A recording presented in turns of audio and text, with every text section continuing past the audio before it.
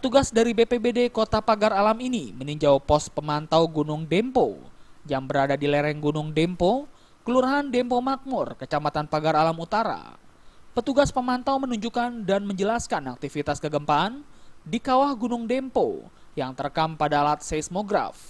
Juga terus melakukan pengawasan situasi dan perkembangan yang terjadi untuk dilaporkan ke BMKG Bandung. Menurut keterangan petugas pemantau Gunung Dempo, Windy mengatakan, meningkatnya aktivitas gunung api Dempo yang terekam pada alat seismograf yang berada di posko pemantauan mengakibatkan status gunung api Dempo naik menjadi level 2 atau waspada. Dengan meningkatnya status gunung Dempo saat ini, sebanyak 2 jalur pendakian ke kawasan puncak Merapi Dempo ditutup, serta warga dihimbau untuk tidak beraktivitas 1 km dari kawah gunung api Dempo. Sampai saat ini status gunung api Dempo masih berstatus waspada, namun dibandingkan aktivitas kegempaan dari bulan kemarin sama bulan ini cenderung menurun.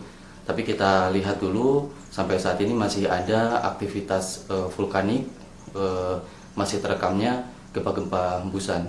Dari pos pengamatan gunung api Dempo dan BPBD kita selalu berkoordinasi untuk menghimbau kepada masyarakat ataupun pendaki untuk tidak melakukan pendakian untuk sementara.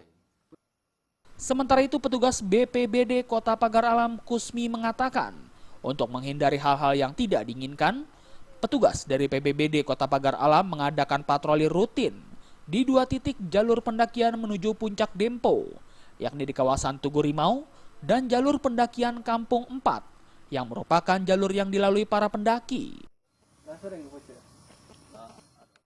Kerjasama dengan BMKG Kota Pagar Alam, dan kami menerima laporan dari pihak BMKG untuk menerima laporan status saat ini Gunung Api Dempo itu aktif.